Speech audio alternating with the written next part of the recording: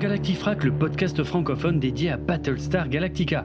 Bonjour à tous, je suis Draven et dans cet épisode Signa numéro 26, on va analyser ensemble les derniers signes venus de la constellation Battlestar Galactica, à savoir les news de la franchise pour les mois de juillet et août 2023. On a donc la revue de presse habituelle avec une sélection d'anecdotes de tournage, des news diverses sur le casting et des tops, mais surtout en fin d'épisode, je vous donnerai mon avis sur le nouveau Blu-ray 4K du téléfilm pilote de 1978. Comme d'habitude, tous les liens vers les éléments dont je parle dans cet épisode sont dans les notes de l'émission. On est bientôt fin août 2023, décollage. Bon, vous le savez peut-être si vous me suivez depuis un moment, mais je considère la plupart des articles des sites anglophones Screen Rant et Game Rant consacrés à Battlestar Galactica comme du clickbait qui ne fait que ressasser des infos déjà largement connues. D'un côté, c'est énervant car c'est du simple clickbait qui n'apporte rien de neuf. Mais d'un autre côté, je dois dire que c'est un peu une bonne chose qu'il continue de faire vivre la franchise en sortant aussi régulièrement des articles qui lui sont consacrés, même si ça m'oblige à faire beaucoup de tri pour ne vous parler que des plus intéressants. Et parfois, leur contenu est presque de qualité, comme avec cet article de Screen Rant du 2 juillet 2023 qui récapitule les 6 raisons pour lesquelles Battlestar Galactica a changé pour toujours le genre de la science-fiction. Je ne vais pas revenir en détail sur ces 6 raisons, mais c'est vrai qu'elles sont plutôt intéressantes, comme le fait que Battlestar Galactica était avant tout une série dramatique plutôt sombre, que ça peut être très intéressant de faire des ellipses temporelles pour faire progresser l'histoire et les personnages, que la série n'hésitait pas à faire mourir des personnages complètement innocents, comme un bébé mais aussi une petite fille dans la mini-série pilote, que Battlestar Galactica a fait revenir la formule feuilletonnante dans la science-fiction, qu'elle a bénéficié de la présence de grands acteurs hollywoodiens sans que ce soit considéré comme une voie de garage pour eux, et enfin que la série a rendu les combats spatiaux plus réalistes. Tout ça est vrai et certains points ont déjà été développés dans ce podcast, tandis que d'autres le seront dans le futur. Je vous avais dit la dernière fois que Katee Sackhoff, l'interprète de Starbuck, avait lancé son propre podcast intitulé Bla Bla Bla with Katee Sackhoff. Eh bien, l'une de ses déclarations dans le second épisode de son podcast publié le 5 juillet a fait le tour des sites d'information sur Battlestar Galactica. Dans cet épisode, elle recevait la comédienne et réalisatrice Bryce Dallas Howard, qui l'a dirigée lors du tournage de la série The Mandalorian. Et à un moment, elles ont discuté de l'énorme budget de cette série Star Wars. Katee Sackhoff a alors déclaré « Je n'avais jamais travaillé sur quelque chose avec un budget aussi massif. Notre budget cantine est probablement le budget tout entier de Battlestar Galactica, en gardant à l'esprit que c'était il y a 20 ans. » Bon, ok, la formule est marquante, mais c'est plus une impression générale qu'une véritable information, même si ça traduit bien l'évolution des budgets télévisés, surtout ces dernières années avec l'explosion des plateformes de SVOD. Mais c'est un modèle qui semble déjà dépassé car toutes ces plateformes qui ont investi des sommes gigantesques dans du contenu sont aujourd'hui en train de faire marche arrière car ces gouffres financiers n'ont pas réussi à être rentables malgré ces énormes investissements. Donc tant mieux pour les productions qui ont pu bénéficier de ces largesses, mais techniquement c'est un modèle économique qui est déjà terminé, donc je ne vois pas trop quoi dire d'autre à ce sujet. Le 7 juillet également, le site américain Collider nous proposait son classement des 10 séries les plus addictives selon Reddit. Alors, au milieu de Dexter, 24 heures chrono, Silo, Mr. Robot, From, Breaking Bad, Game of Thrones, Dark et Lost, on retrouvait Battlestar Galactica, ce qui fait bien plaisir. Toujours dans le podcast de Katee Sackhoff, mais cette fois-ci dans le 3e épisode publié le 12 juillet, l'interprète de Starbuck déclarait qu'elle n'avait plus envie de refaire des tournages de séries avec une 20aine d'épisodes par saison comme c'était le cas à l'époque de Battlestar Galactica. Elle n'a pas juré qu'elle n'en ferait plus jamais, mais elle disait que si elle le faisait, ce serait probablement uniquement pour l'argent, car il y avait un côté épuisant dans cette formule. Elle a toutefois également indiqué qu'elle n'appréciait pas non plus les nouvelles séries à seulement 8 épisodes par saison, car elle préfère personnellement les séries un peu plus longues. Dans le même épisode de son podcast, Katee Sackhoff a également raconté une anecdote de l'époque où elle tournait dans Battlestar Galactica, notamment une période très compliquée pour elle où elle jouait en même temps le jour dans Battlestar Galactica et le soir, voire la nuit, dans un petit film intitulé La Voix des Morts, la Lumière, qui est sorti en 2007. L'actrice n'a ainsi quasiment pas dormi pendant 3 jours, mais ça ne s'est pas très bien terminé puisqu'elle a fini par s'effondrer dans sa caravane sur le tournage du film. Elle a été remplacée par une doublure pour ses derniers plans dans le film et elle a pu rentrer chez elle pour dormir, mais seulement pendant 3 heures car elle a dû directement enchaîner avec un tournage de Battlestar Galactica. Elle a dit que l'expérience l'a quasiment tuée et qu'elle ne refera jamais une erreur pareille.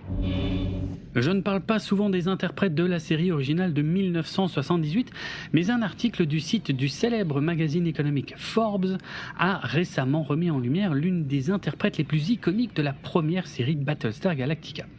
En effet, un article en ligne daté du 25 juillet 2023 revient sur le parcours de Maren Jensen qui interprétait Athéna, la fille d'Adama amoureuse de l'intrépide et grand charmeur Starbuck dans l'unique saison de la série originale diffusée en 1978 et 1979. On savait que Maren Jensen avait disparu des radars depuis très longtemps pour des raisons de santé.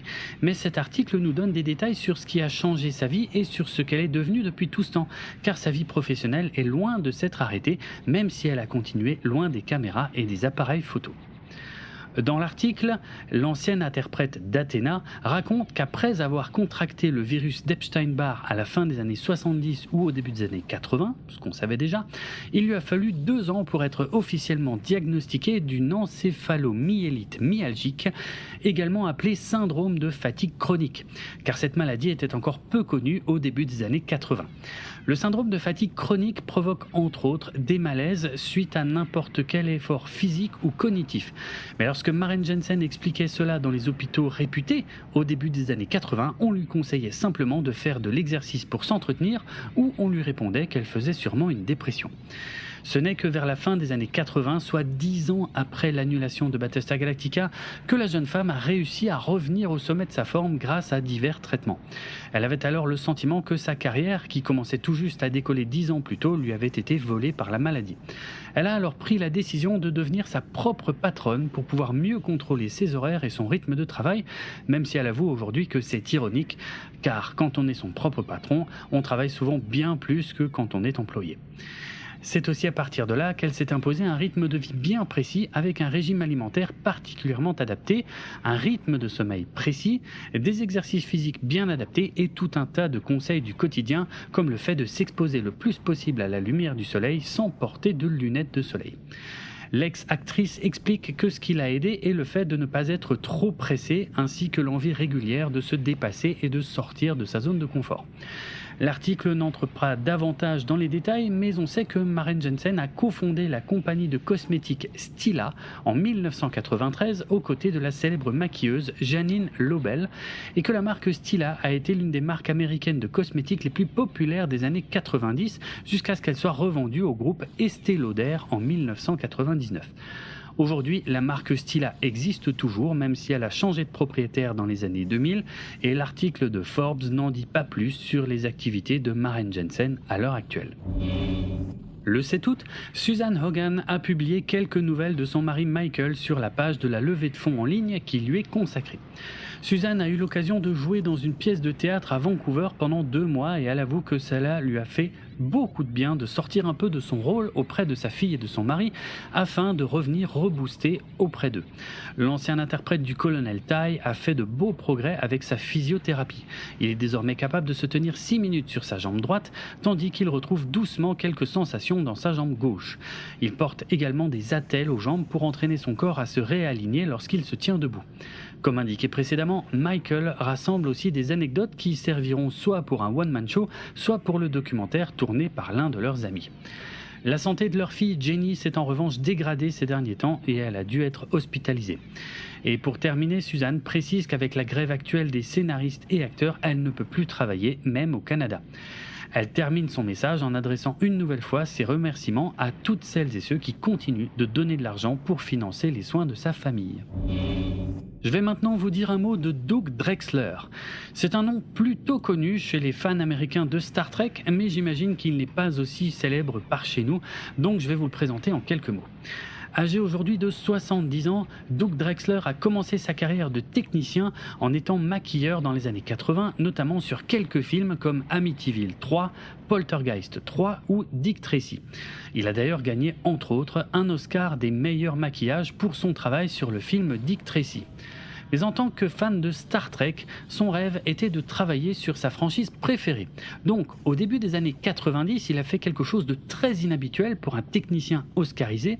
Il s'est tourné vers la télévision et il est devenu maquilleur sur Star Trek, la nouvelle génération, à partir de l'épisode 10 de la saison 3. C'est par exemple lui qui a vieilli le capitaine Picard pour l'épisode 25 de la saison 5 qui s'appelait Lumière intérieure. Après avoir gagné 2 Emmy Awards pour ses maquillages, Doug Drexler est ensuite passé sur la série Deep Space Nine en tant que peintre décorateur principal, mais aussi en tant qu'illustrateur designer pour concevoir les accessoires de la série. Il participe également au film Star Trek Génération, Premier Contact et Insurrection, ainsi qu'au design de la série Voyager, bien qu'il ne soit pas crédité sur cette série au départ, car officiellement il n'a pas le droit de travailler sur 2 séries Star Trek différentes en même temps. C'est seulement à la fin de Deep Space Nine qu'il rejoint officiellement l'équipe de Voyager en tant que designer et artiste d'effets spéciaux. On lui a ensuite demandé de créer le design de l'Enterprise NX-01 pour la série Star Trek Enterprise, et c'est également lui qui a supervisé les effets spéciaux de l'édition spéciale du film Star Trek de 1979 lorsqu'il est sorti en DVD en 2001. Il a également été illustrateur sur Star Trek Enterprise et sur le film Nemesis. Après cette déjà belle carrière dans le monde de Star Trek, il a été engagé par le responsable des effets spéciaux Gary Hutzel pour devenir superviseur des effets spéciaux numériques de Battlestar Galactica à partir de l'épisode 1 de la saison 2. Il a également été superviseur des effets spéciaux numériques des spin-offs Caprica et Blood and Chrome par la suite. Et plus récemment, il a travaillé sur les effets spéciaux de la saison 3 de The Orville et il est également revenu dans le monde de Star Trek en étant illustrateur de concept pour les saisons 2 et 3 de Star Trek Picard. Il a malheureusement perdu sa femme Dorothy Duder d'un cancer pendant l'été 2022 et pour lui rendre hommage, il a co-designé le vaisseau de la Fédération de classe Duderstadt qu'on peut apercevoir dans quelques épisodes de Star Trek Picard.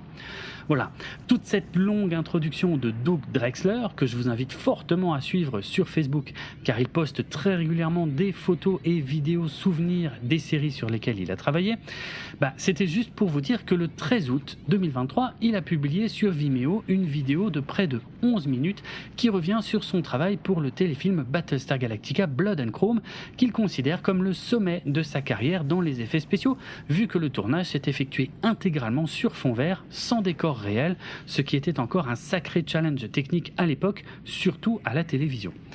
Sa vidéo est une sorte de making-of des effets spéciaux de Blood and Chrome où il montre beaucoup de plans avant-après pour qu'on se rende compte du travail de titan qui a été fait pour transformer les fonds verts en décors ultra complexes à l'intérieur du Galactica. Mais avec des vidéos d'époque qu'il a montées ensemble, il nous explique également tout le travail qui a été fait pour redesigner le Galactica pour le montrer tel qu'il était pendant la première guerre des Cylons, soit 40 ans avant la série Battlestar Galactica principale. Il a beaucoup réfléchi à l'aspect intérieur du vaisseau qui était beaucoup plus complexe et plus vaste, notamment dans les hangars des Vipers pendant que la guerre faisait rage. Lorsqu'il évoque le CIC, à savoir la passerelle du Galactica, qui était aussi bien différente dans Blood and Chrome, il en profite pour partager quelques souvenirs de la série principale Battlestar Galactica. Par exemple, il explique que dans Star Trek, la passerelle des vaisseaux était repeinte pour avoir l'air nickel avant chaque tournage, alors que pour Battlestar Galactica, le CIC devenait de plus en plus sale au fil des tournages et c'était le but. Il explique aussi à quel point il a travaillé sur l'apparence du CIC, qui est le même que dans la série principale, mais avec nettement plus de monde et d'écrans un peu partout. Rien de tout ça n'était mentionné dans le script et tout a été créé par son équipe.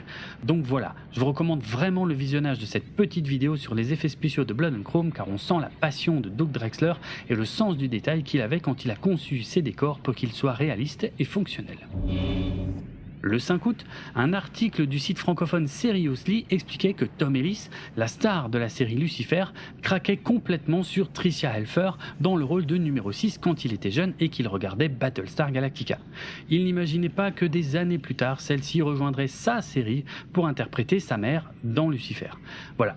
C'est ça l'info, car le but de l'article était de parler des actrices et acteurs ayant eu un crush pour l'une ou l'un de leurs collègues de travail. Le 7 août, le site anglophone MovieWeb publiait un article intitulé « Les 10 séries de science-fiction les plus regardables de tous les temps ». Bon, vous savez ce que je pense de ces soi-disant classements qui ne servent qu'à faire du contenu rapide et facile, mais ça fait toujours plaisir de voir Battlestar Galactica y figurer aux côtés de La 4e Dimension, Marvel's Agents of S.H.I.E.L.D., Black Mirror, Futureman, Futurama, Star Trek La Nouvelle Génération, Stranger Things, X-Files et Doctor Who, même si j'ai de très grosses réserves sur certains titres de cette sélection. Peut-être que vous saviez, ou pas, qu'avant d'être un service de streaming, Netflix était surtout connu aux États-Unis pour être un service de location de DVD envoyé par la poste. D'ailleurs, ce service de location de DVD par la poste va prendre fin en septembre 2023. Eh bien, le 10 août, le site anglophone What's on Netflix a publié un article listant le top des 100 coffrets de séries les plus loués sur Netflix. Et Battlestar Galactica arrive à la 17e position, ce qui est plus qu'honorable et qui est une info que je ne connaissais pas. Et on en arrive enfin au gros morceau de cet épisode avec le Blu-ray 4K UHD de Saga of a Star World, à savoir le pilote original de Battlestar Galactica version 1978 qui est sorti le 26 juillet dernier. Il s'agit de la version cinéma de ce téléfilm pilote qui comprend quelques scènes supplémentaires par rapport à la version télévisée, y compris la mise à mort du traître Baltar par les Cylons alors qu'il survit dans la version télévisée vu qu'il apparaît dans les épisodes suivants. Alors, je ne vais pas revenir sur tous les détails de la production de ce téléfilm que j'ai déjà détaillé dans les épisodes Historica 2, 3 et 4 de ce podcast, ni sur les différences entre la version télé et la version cinéma de ce pilote, qui ont déjà été abordées avec Karine dans nos épisodes Analytica 1, 2 et 3. Non, ici je vais surtout me concentrer sur ce nouvel objet et sur ce qu'il apporte de nouveau par rapport à ce qui existait déjà sur le marché.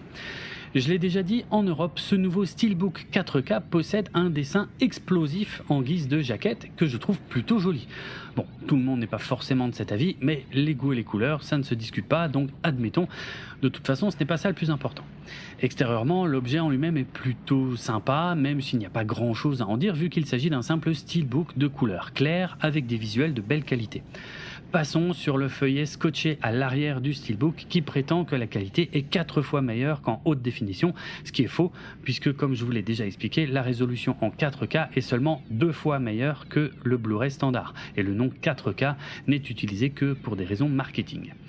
Quand on ouvre le Steelbook, on trouve 2 disques à l'intérieur, l'un étant le Blu-ray 1080p standard et l'autre étant le Blu-ray 4K en 2160p. C'est plutôt sobre dans l'ensemble, la décoration n'étant constituée que d'un chasseur Viper poursuivi par un Raider Cylon dans l'espace et il n'y a pas de livret. Là aussi, rien de surprenant, on est dans les standards du moment. Je commence par mettre le Blu-ray standard dans mon lecteur afin de voir s'il contient éventuellement des nouveaux bonus. Et là, j'ai une surprise, mon lecteur me demande si je souhaite reprendre la lecture là où je m'étais arrêté précédemment. Et c'est là que je me rends compte que le Blu-ray standard est en fait exactement le même que celui qui figurait dans mon coffret de 2014, celui qui est en forme de livre marron avec les coins coupés. Et ce n'est pas juste le même contenu, c'est vraiment exactement le même disque que celui qui était déjà dans le coffret. Ça se confirme quand je ressors le disque de mon lecteur, car le nouveau disque Blu-ray standard porte la date de 2013. C'est bien exactement le même disque que celui qui est sorti il y a 10 ans et qui ne figurait que dans certains coffrets. Ok, c'est pas ce disque-là qui est le plus important, mais je dois dire que j'étais un peu déçu qu'Universal fasse du neuf avec du vieux sur ce disque. Et comme il n'y avait déjà pas de bonus il y a 10 ans, il n'y a donc toujours pas de bonus aujourd'hui, vu que c'est le même disque. Passons maintenant au principal, le disque Blu-ray 4K UHD. Une fois mis dans le lecteur, on commence à nouveau par une petite déception. Il n'y a aucun bonus, et le menu, qui était déjà minimaliste, mais animé il y a 10 ans, est toujours aussi minimaliste, mais il n'est même plus animé. Il comporte juste une image fixe, qui est la jaquette de ce même Blu-ray pour l'Amérique du Nord, à savoir une photo de Centurion Cylon sur fond bleu, qui n'est pas particulièrement jolie. Je sais que je n'ai pas encore abordé le plus important, mais à ce stade, je dois dire que je suis quand même un peu déçu par Universal qui propose le minimum syndical, vu qu'en dehors du nouveau Master 4K UHD, le plus gros travail effectué a été la création du dessin de la jaquette du Steelbook. Pour un produit qui est clairement destiné aux fans les plus fidèles de la franchise, je trouve ça un peu moyen. Mais bon.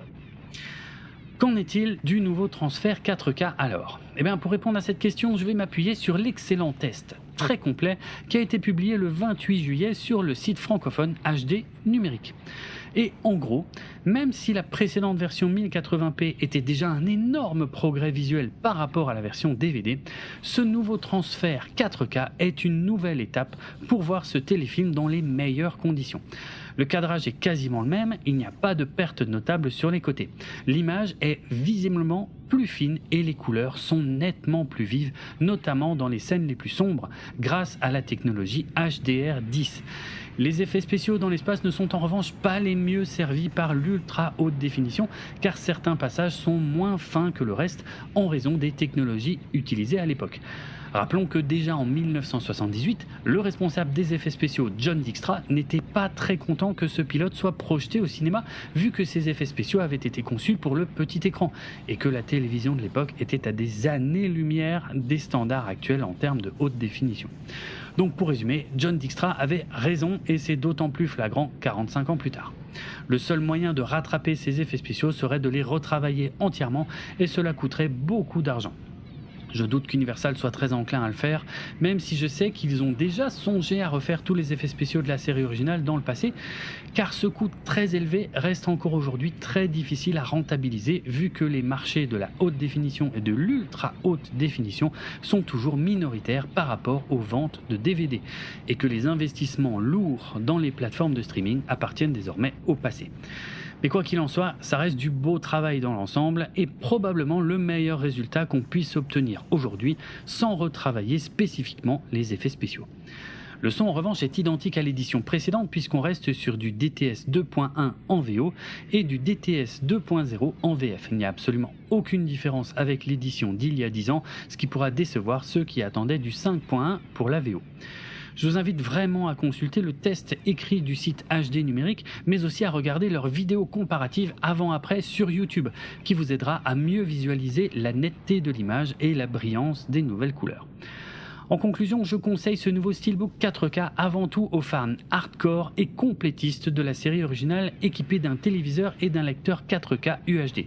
Si vous aviez déjà la version cinéma de ce téléfilm dans les anciens coffrets Blu-ray et que vous n'avez pas de lecteur 4K, cette nouvelle édition ne vous apportera rien de plus. Mais si vous n'aviez que les Blu-ray standards de la série et que vous voulez découvrir ou redécouvrir la version cinéma du pilote dans les meilleures conditions, alors ça en vaut la peine. Et dans le même ordre d'idées, si pour vous la série de 1978 n'est qu'une curiosité non essentielle car vous êtes surtout fan de la série des années 2000, ce n'est peut-être pas non plus la peine d'investir 25 € dans ce beau remaster. C'est pour ça que ce que je dis s'adresse avant tout aux fans les plus complétistes de la série de 1978. Et voilà qui conclut cet épisode Cygna. Alors oui, je n'ai pas encore parlé du livre Battlestar Galactica, l'Odyssée de l'espèce d'Alexis Orsini, édité par Pix & Love, dont l'édition limitée est déjà sortie. Car je vous prépare un épisode spécial pour dans quelques semaines, lorsque l'édition standard du livre sera également disponible à la vente. Mais je peux déjà vous dire que j'ai beaucoup apprécié cet ouvrage et que je vous recommande chaudement son achat. Le podcast Galactifrac fait partie du label Podchose et il est disponible sur PodCloud, ainsi que sur Apple Podcast, Deezer, Amazon et de nombreuses applications iOS et Android, sans oublier YouTube. Retrouvez les notes de l'émission sur galactifrac.lepodcast.fr et suivez-nous sur X, Facebook et Instagram pour du contenu supplémentaire en lien avec cet épisode. Vous pouvez également venir discuter avec d'autres auditeurs et moi-même sur le serveur Discord de l'émission. Si vous voulez me retrouver sur X, mon pseudo c'est Draven et ça s'écrit DRAVENARDROK. N'oubliez pas que si vous avez apprécié cet épisode, le meilleur moyen de le montrer et de nous récompenser est de le partager au plus grand nombre via les réseaux sociaux. By your command.